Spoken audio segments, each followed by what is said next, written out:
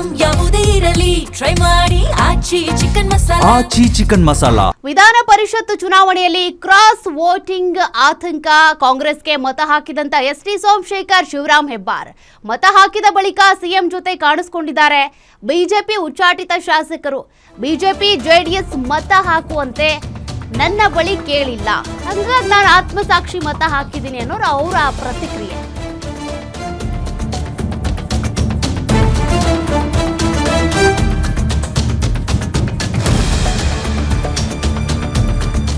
ಇಲ್ಲಿ ನೋಡಿ, ಎಸ್ಟಿ ಸೋಮಶೇಖರ್ ಮತ್ತು ಶಿವರಾಮ್ ಹೆಬ್ಬಾರ್ ಅವ್ರದ್ದು ಮೊದಲಿಂದಾನು ಡೌಟ್ ಇದ್ದೇ ಇತ್ತು. ಅವ್ರು ಹೆಂಗಿದ್ರು ಕಾಂಗ್ರೆಸ್ಗೆ ವೋಟ್ ಮಾಡ್ತಾರೆ, ಬಿಜೆಪಿಯಿಂದ ಉಚ್ಚಾಟಿತರು, ಆಮೇಲೆ ಮನಸಾಕ್ಷಿ ಹೇಳ್ದಂಗೆ ಕೇಳಿದ್ವಿ ಅಂತಾರೆ ಅಂತ. ಇಲ್ಲ, ಅದನ್ನೇ ಹೇಳಿದ್ದಾರೆ. ನಮ್ಗೇನು ಬಿಜೆಪಿ ಉಚ್ಚಾಟಿತ ಶಾಸಕರಿದ್ದಾರೆ, ಬಿಜೆಪಿ ಅವರಾಗ್ಲಿ ಜೆಡಿಎಸ್ ಅವರಾಗ್ಲಿ ನಮಗೆ ಮತ ಹಾಕಿ ಅಂತ ನಮ್ಮ ಹತ್ರ ಏನು ಕೇಳಿಲ್ಲ. ನಿನ್ನೆ ಸಿಎಂ ಡಿ.ಕೆ. ಶಿವಕುಮಾರ್ ನನಗೆ ಕಾಲ್ ಮಾಡಿದ್ರು, ಕಾಂಗ್ರೆಸ್ ಅಭ್ಯರ್ಥಿಗೆ ಮತ ಹಾಕಿ ಅಂತ ಸಿಎಂ ಹೇಳಿದ್ರು, ಮನವಿ ಮಾಡಿಕೊಂಡ್ರು. ನನ್ನ ಕ್ಷೇತ್ರದ ಅಭಿವೃದ್ಧಿಗೆ ಸಹಕರಿಸುವಂತೆ ನಾನು ಮನವಿ ಮಾಡಿದ್ದೇನೆ. ಸಿಎಂಗೆ ಕೊಟ್ಟ ಮಾತನ್ನ ಉಳಿಸ್ಕೊಳ್ಳೋ ರೀತಿಯಾಗಿ ನಾನು ಆತ್ಮಸಾಕ್ಷಿ ಮತವನ್ನ ಚಲಾಯಿಸಿದ್ದೀನಿ ಅಂತ ಎಸ್ಟಿ ಸೋಮಶೇಖರ್ ಪ್ರತಿಕ್ರಿಯೆ ಕೊಟ್ಟಿರೋದು. ಮತದಾನ ಮಾಡತಕ್ಕಂಥದ್ದು ಶಾಸಕರಿಗಿದೆ. ಬಿಜೆಪಿ ಇರಲಿ, ಜೆಡಿಎಸ್ ಇರಲಿ, ಕಾಂಗ್ರೆಸ್ ಇರಲಿ, ಅಪ್ರೋಚ್ ಮಾಡಬೇಕಾದದ್ದು ಅವರ ಕರ್ತವ್ಯ. ಭಾರತೀಯ ಜನತಾ ಪಕ್ಷ ಆಗಲಿ, ಜೆಡಿಎಸ್ ಆಗಲಿ ಯಾರು ಕೂಡ ಅಪ್ರೋಚ್ ಮಾಡಲಿಲ್ಲ. ಮುಖ್ಯಮಂತ್ರಿಗಳು ನಿನ್ನೆ ಫೋನ್ ಮಾಡಿದ್ರು, ಒಂಡ್ರದಲ್ಲಿದ್ದೀನಿ ಬರಬೇಕು ಅಂತೇಳಿ. ಭೇಟಿ ಮಾಡಿದ್ದೇನೆ. ಅವರು ತಮ್ಮ ಅಭ್ಯರ್ಥಿಗೆ ಮತ ಹಾಕಬೇಕು ಅಂತ ರಿಕ್ವೆಸ್ಟ್ ಮಾಡಿದ್ದಾರೆ. ನಾನು ಕೂಡ ನನ್ನ ಕ್ಷೇತ್ರದ ಡೆವಲಪ್ಮೆಂಟ್ ಬಗ್ಗೆ ಅನೇಕ ಸಮಸ್ಯೆಗಳಿದೆ, ತಾವು ಮುಖ್ಯಮಂತ್ರಿಗಳಾಗಿ ಅದನ್ನು ಬಗೆಹರಿಸಿದ್ರೆ ನಾನು ನಿಮಗೆ ಸಹಕಾರವನ್ನು ಕೊಡ್ತೇನೆ, ಆತ್ಮಸಾಕ್ಷಿ ಮತ ಹಾಕ್ತೀನಿ ಅಂತ ಹೇಳಿದ್ದೇನೆ. ಅವರು ಹಂತವಾಗಿ ಕ್ಷೇತ್ರದ ಸಮಸ್ಯೆಗಳ ಬಗ್ಗೆ ಗಮನ ಹರಿಸ್ತೀನಿ ಅಂತ ಹೇಳಿದ್ದಾರೆ. ನಾನು ಕೂಡ ಅದರ ಮೇಲೆ ವಿಶ್ವಾಸ ಇಟ್ಟು ಆತ್ಮಸಾಕ್ಷಿ ಮತ ಹಾಕ್ತೀನಿ ಅಂತ ಹೇಳಿದ್ದೇನೆ, ಮತ ಹಾಕಿದ್ದೇನೆ. ಅಪ್ರೋಚ್ ಮಾಡೋದು ನೆಸೆಸಿಟಿ ಇಲ್ಲ, ಅವರು ಅಪ್ರೋಚ್ ಮಾಡೋದು ಇಲ್ಲ. ಈಗ ವೋಟ್ ಹಾಕಾಗಿದೆ, ಮುಗ್ದೋಯ್ತು. ಎಲ್ಲರಿಗೂ ನಮಸ್ಕಾರ, ಒಳ್ಳೆಯದಾಗಲಿ. ಮತದಾನ ಮಾಡ್ತಕ್ಕ ನಮಗೆ ಇವತ್ತಿನ ತನಕ, ಇಷ್ಟು ಹೊತ್ತಿನ ತನಕ ಭಾರತೀಯ ಜನತಾ ಪಾರ್ಟಿ ಆಗಲಿ, ಜೆಡಿಎಸ್ ಆಗಲಿ ಸೌಜನ್ಯಕ್ಕೂ ಮತ ಕೇಳ್ತಕ್ಕಂಥ ಕೆಲಸ ಮಾಡಲಿಲ್ಲ. ನಾನು ಜೆಡಿಎಸ್ ಬಗ್ಗೆ ಪ್ರಶ್ನೆ ಮಾಡೋದಿಲ್ಲ. ಬಿಜೆಪಿ ಸೌಜನ್ಯಕ್ಕಾದರೂ ನಮ್ಮ ಮತ ಕೇಳ್ತಾರೆ ತಂದುಕೊಂಡಿದ್ವಿ, ಆದರೆ ಜೆಡಿಎಸ್ ಕೂಡ ಮತ ಕೇಳಲಿಲ್ಲ. ಕಾಂಗ್ರೆಸ್ಸಿನ ಮುಖ್ಯಮಂತ್ರಿಗಳು, ಹಿಂದಿನ ಮುಖ್ಯಮಂತ್ರಿಗಳು, ರಾಜ್ಯ ಅಧ್ಯಕ್ಷರು, ಎಲ್ಲ ನಾಯಕರು, ದಿಲ್ಲಿಯ ವರಿಷ್ಠ ನಾಯಕರ ಆದಿಯಾಗಿ ನಮಗೆ ಬಂದು ಅಪ್ರೋಚ್ ಮಾಡಿ ನಮಗೆ ಸಹಾಯ ಮಾಡಿ, ನಿಮ್ಮ ಅಭಿವೃದ್ಧಿಗೆ ನಾವು ಸಹಾಯ ಮಾಡ್ತೇವೆ ಅಂತ ಕೇಳಿಕೊಂಡಿದ್ದಾರೆ. ಆದರೆ ಅಂತಿಮವಾಗಿ ನಾವು ಮತ್ತು ಸೋಮಶೇಖರ್ ನಮ್ಮ ಆತ್ಮಸಾಕ್ಷಿ ಮತದಾನಕ್ಕೆ ನಿರ್ಣಯ ಮಾಡಿದ್ದೇವೆ. ಆ ರೀತಿ ಆತ್ಮಸಾಕ್ಷಿ ಮತದಾನ ಮಾಡಿದ್ದೇವೆ.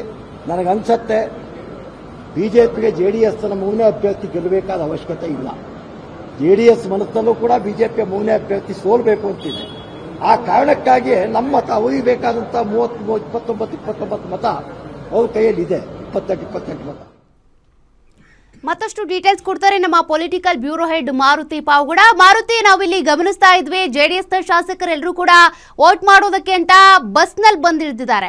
ಬಟ್ ಮತ್ತೊಂದು ಕಡೆ ಹನೂರು ಶಾಸಕ ಮತ್ತೆ ಜಿಟಿಡಿ ಸಪರೇಟ್ ಆಗಿ ಬಂದು ವೋಟ್ ಮಾಡಿದ್ದಾರೆ. ಹಾಗಾದ್ರೆ ಅವ್ರ ವೋಟು ಕಾಂಗ್ರೆಸ್ಗೆ ಹೋಯ್ತು ಅಂತ ಕನ್ಸಿಡರ್ ಮಾಡೋದಾ ಹೆಂಗೆ?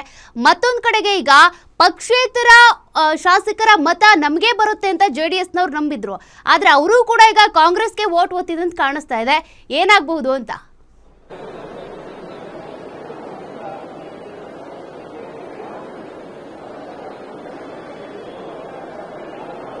ಇಲ್ಲ, ಪಕ್ಷೇತರ ಶಾಸಕರು ಸದಾ ಕಾಂಗ್ರೆಸ್ ಅವರ ಸಂಪರ್ಕದಲ್ಲಿದ್ದಾರೆ. ಯಾಕಂತ ಹೇಳಿದ್ರೆ ಈಗ ಆಡಳಿತಾರೂಢ ಪಕ್ಷ ಕಾಂಗ್ರೆಸ್ ಆಗಿರೋದ್ರಿಂದ ಸಹಜವಾಗಿ ಕಾಂಗ್ರೆಸ್ ಜೊತೆ ದರ್ಶನ್ ಪುಟ್ಟಣ್ಣಯ್ಯ ಆಗಿರ್ಬೋದು,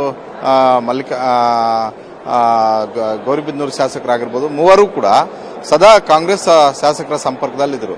ಆದರೆ ನಿನ್ನೆ ಮತ್ತೆ ಮೊನ್ನೆ 2 ದಿನಗಳ ಕಾಲ ನಡೆದಂತಹ ರೆಸಾರ್ಟ್ ರಾಜಕಾರಣಕ್ಕೇನು ದರ್ಶನ್ ಪುಟ್ಟಣ್ಣಯ್ಯ ಅವರು ಹೋಗಿರಲಿಲ್ಲ. ಅವರನ್ನೇನಾದರೂ ಸಂಪರ್ಕ ಮಾಡ್ಬೋದು, ಆ ಒಂದು ವೋಟನ್ನು ಜೆಡಿಎಸ್ ಅವರು ಗಿಟ್ಟಿಸ್ಕೊಳ್ಬಹುದು ಅನ್ನುವಂಥ ಒಂದು ಲೆಕ್ಕಾಚಾರ ಇದ್ದಿದ್ದು ನಿಜ. ಆದರೆ ಈಗಷ್ಟೇ ದರ್ಶನ್ ಪುಟ್ಟಣ್ಣಯ್ಯ ಅವರು ಕಾಂಗ್ರೆಸ್ ಶಾಸಕರ ಜೊತೆಯಾಗಿ ಬಂದರು ಮತದಾನ ಮಾಡೋದಕ್ಕೆ.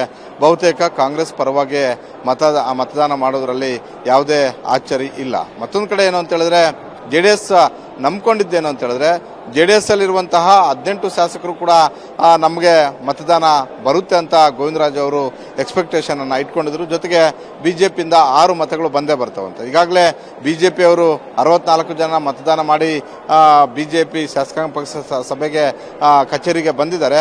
ಅವರಲ್ಲಿ 6 ಮತಗಳು ವರ್ಗಾವಣೆ ಆಗಿರುವಂಥದ್ದು ನಿಜ.